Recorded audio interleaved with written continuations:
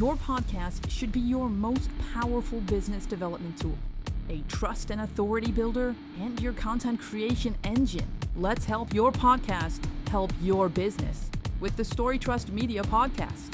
Here's your host, John Gehring.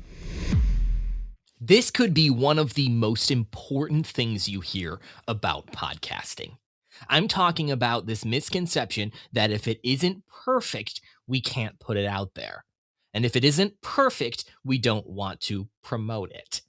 See, so often somebody might release a podcast episode. It's their first, and they go, people are always disappointed in their first podcast episode. If you're a podcaster, you know what I'm talking about. We think, I'd be great at podcasting. I love to talk. And then we get into it and we go, oh gosh, that was harder than I thought. That was really bad. I've been there too. I've been there recently with this solo format show that I've never done, and I'm not used to doing it. The first however many episodes, even this one, about 15 to 20 in, feels awkward. I'm not quite at that mastery level yet, but I'm still promoting it. Why am I still promoting my podcast, even though I don't think it's perfect? I don't think it's great, even necessarily. Yes, I just admitted that I think my own podcast has a lot of room to improve, and yours probably does too. But one thing that I hear a lot from the clients that I work with and people that I aren't working with yet, but have talked to, is this idea of it's not perfect, so I don't want to promote it. I'm too embarrassed. I can't let this out. This will have a negative impact on my brand. I think quite the opposite is true. And here's why. Perfectionism in podcasting, that's just fear with better branding. Okay, like this idea that it's going to be perfect, this idea that I can't put it out there if it isn't perfect, is actually uncovering this disguise of this deeper insecurity that we have, that somehow we're going to be perceived if we're not perfect with the content that we create, and we're going to lose trust. Our trust is going to be eroded and end up, our business is going to fail as a result. That's simply not true. You see, the quality versus quantity game is a tricky thing. And in many areas of life, I favor quality over quantity in relationships. I think it's important to have fewer great friends than a lot of not so good friends, right? And in many other areas of life, I do favor that quality side. But when it comes to podcasting, there's something to be said for quantity, especially early on, even if the quality isn't exactly where you want to be. Okay, that perfectionism, when it cuts into the quantity of the podcast that you can put out there and promote and get feedback on and build an audience on, that's when you're starting to lean a little bit too close to that perfectionism. I also like this. Brene Brown did some research on this as well, on vulnerability. It's one of the things, she's big into. And she found that the fear of being perceived as inadequate is actually one of these universal human experiences. So your podcast that you don't think is perfect, this is not unlike any other rational human fear that we have of being perceived as less than or inadequate or not perfect, or we have to sort of cover up all of these things, not promote the podcast yet because it's not where we want it to be. So this standard that we're holding to ourselves is actually higher than the standard that most people are holding us to. Now, there certainly needs to be a standard, right? We're looking to improve and grow our podcasts.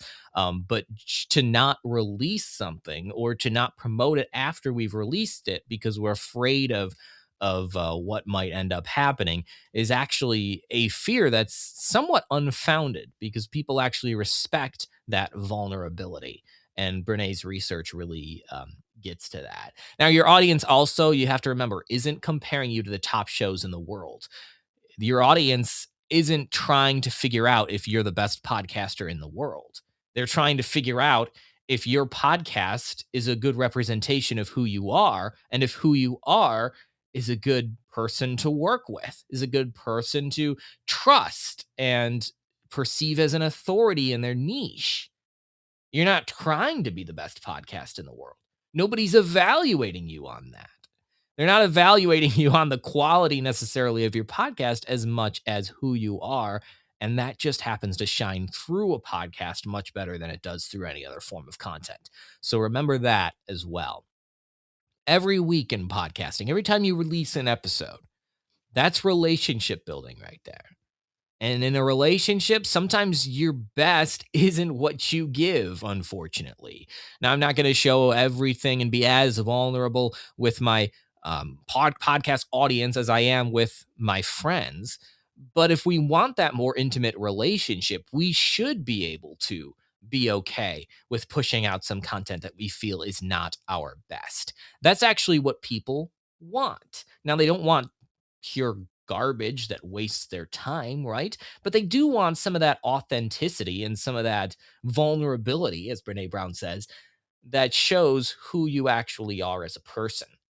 Because how you handle situations when you're not at your absolute best is one indication of who you will be when someone decides to sign on and work with you. So, again, there's a huge balance here. I'm not saying just release some crap of you blabbering on and on and on. But I'm also saying that we are often way too critical of our own selves when we're podcasting as compared to somebody who is listening to our podcast and not even judging us based on whether or not we're the best podcast they've ever heard, but they're evaluating us based on who we are and how we're delivering the content, even in our own imperfect ways, right?